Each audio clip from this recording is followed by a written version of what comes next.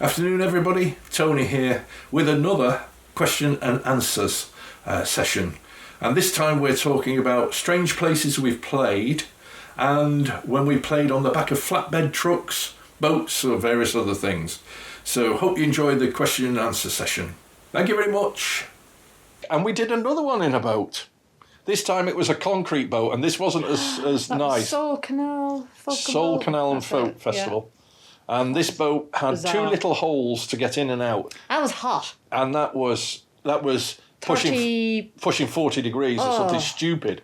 I mean, it was so hot inside. We thanked the audience for staying because we were just, the sweat was pouring off us. It was unbelievable. There was an ocean your side and a puddle my side at the end of it. I know, it was. We knew it was like doing the Black Hole of Calcutta. It was that hot and sweaty. And they had the lovely thing was they had one fan, and the fan was on a rotation like this going across, and it'd rotate, and I'd get a little bit of cold air, and then it'd go over to Una and she'd get cold, and that was the whole air conditioning unit for the whole of the premises. So that was another one. They were very good though, and it was full. Yeah. There were more than 6 people there, but there you go. Yeah, so those are odd ones which we enjoyed on boats and various other things, but we did one on a train. Oh, yeah, that was the Yorkshire Moors. That's a few years ago. That was fun too because it was moving quite a lot. We were doing it acoustic, and you'd be surprised how loud a train is to do acoustic music in. But the good news was they brought a tray along of real ales. You remember the tray of real ales? Yeah. We were never far away from a real ale, and they brought a tray full of real ales. Now, bear in mind the journey was about 40 minutes tops. No, maybe an hour, half an hour there, half an hour back. And in that, they brought enough to feed or to drink 10,000 people. And there's about 40 people on the train, so they were never going to run out of real ale, that was for sure. It was an old train, wasn't one of those old steam trains? Yeah, it was. It was a diesel. I wouldn't say it was a steam train. I think it was a diesel that was going. Oh, you've missed one talking about trains. All right. The one we did at Minehead. That was old. All right. Well, we weren't actually in the trains, but we were on the platform. And the whole platform and the trains was like a Humphrey Bogart, Lauren Bacall movie scene, 1950s, because it's of the period, and it was a Minehead. Yeah, it's deliberately set up that way, so it looks very oldie world. It's used in movies. In movies a lot. Yeah. And they brought 2 trains in because there's 2 platforms. And the funny thing was, he said to us, make sure you finish at 11.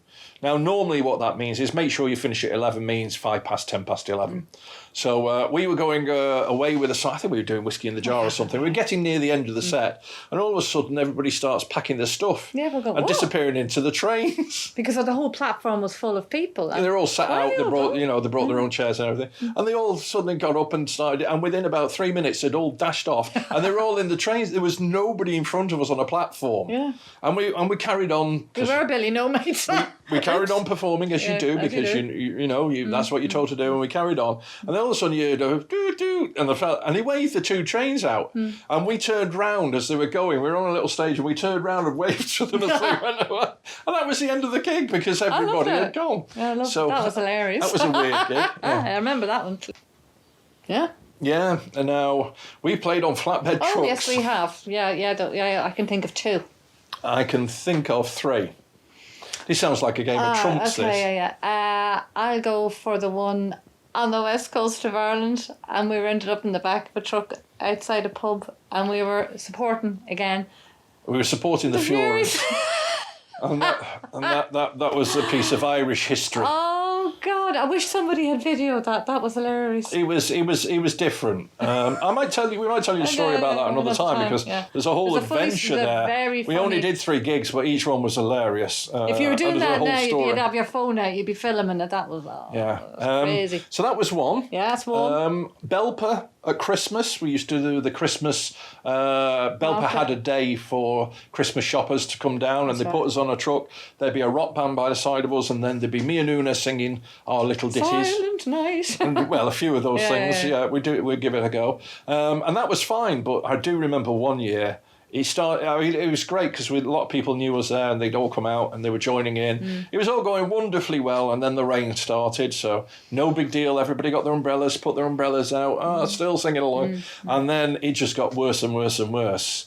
And within about 3 minutes, the audience had disappeared because it was pouring like You know when you get like stair rods where it's like big thick chunks and it bounces 6 inches off the ground? It was just a tremendous downpour for about 10 minutes. So much so that I was checking the electrics because I'm looking at everything. If anything goes here, we're going to go zzz, and we'll all be. And there was nobody out in front, so we were playing to an empty street, to the howling rain that was almost as loud as we were, bouncing off the truck's tarpaulin at the top that was luckily covering us. So that was the second one. Now, the third one I can remember in Watch It.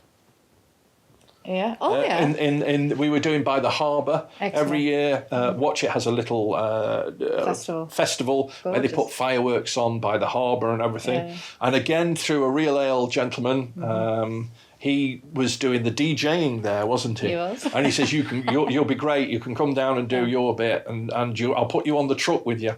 So we ended up on the truck for about 3 or 4 years with him. The only problem with him was, of course, we were doing our set, and he said, just do 45 minutes. I'd be, okay, 45. And at the end of 40 minutes, we'd be looking round, and we haven't seen him for love nor money.